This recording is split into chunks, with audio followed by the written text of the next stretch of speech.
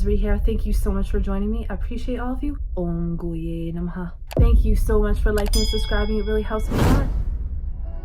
Don't forget to check out my website, paradoxastrology.com. Book your consultation today. I can help you with anything. And if you'd like more exclusive occult videos that I don't post on YouTube, consider subscribing to my Patreon. It also helps to support this channel. Okay, let's get into this video. Just quick video about Venus transit in Cancer. That starts on August 20th until September 14th.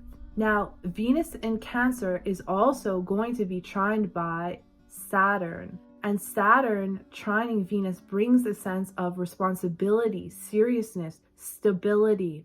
But it can affect the mind, can give some worries because this is Cancer. It can give a bit of worries to the mind or a pessimistic point of view depending on who you are. But since Cancer is about caring for others, there can be those who are sick, who have addictions. This may be fathers, father figures, teachers, gurus, those in the most vulnerable parts of society who rely on charity, government, assistance, or immigrants. It's good for the matters of spirituality, for spiritual knowledge, yoga, meditation, tantra, mantras in order to heal, as Saturn is in the yogi nakshatra. So when Venus goes into Cancer, people get lost in love. Some get very emotional towards their partner and want to express how they truly feel. That could be because the Saturn is trining it, so they may feel a bit isolated from their partner, and that makes them extra emotional, or it could be stability, like I said. But Venus and Moon are enemies because the mother cannot chase all her own desires. She must think of the baby first.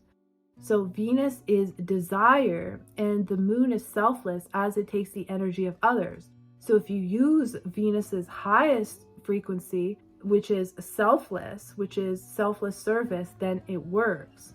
Great for creativity, but be careful not to get taken advantage of as you have your heart on your sleeve and get attached to people that you don't know just because you think you're in love, when real love takes a long time.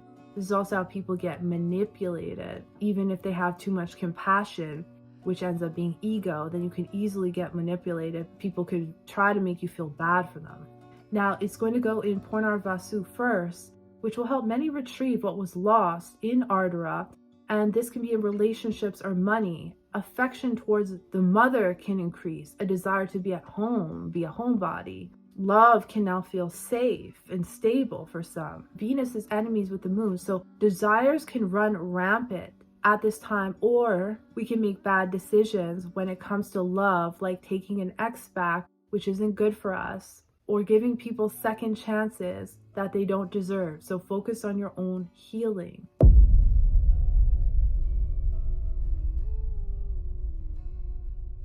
Then August 23rd, it goes into Pusha Nakshatra. Here, Venus's compassion is targeted at nurturing others, like the universal mother, the cow, provides milk for all beings.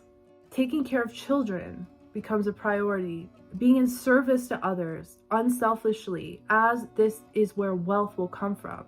Those who serve others will see profits in their business.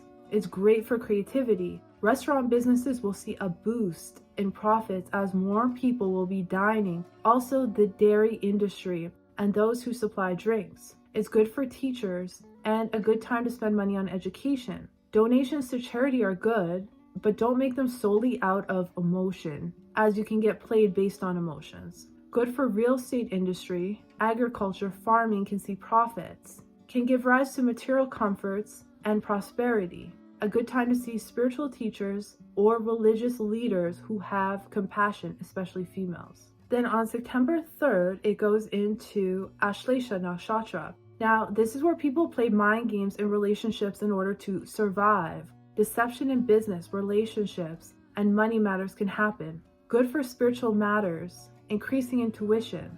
Kundalini awakenings or seeing beginner practitioners for this. Be careful of people trying to use you for money. For those who are sneaky and act snake-like and cold-blooded. Con artists after your money, like catfish or romance scams, for example, which are built on lies.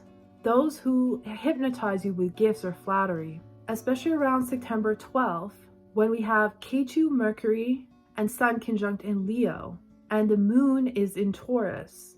There can be a loss of money Be careful of exploitation in relationships or with females. This is where we cling onto toxic relationships and partnerships which are not healthy for us. Many can be spending money on spiritual counselors or psychologists to work with them on their mental health or heal traumas. The price of gas can go up. Many people will be spending money on drugs or pornography or OnlyFans. Politicians can be using deception to gain money or preying on your emotions. Many can be sent to the hospital or to a doctor for surgery treatments or to enhance beauty. Be careful of false prophets, gurus, and cults asking for money. So that's just a little bit about what I see. I thank you so much for watching. Appreciate all of you, and I'll see you in the next one.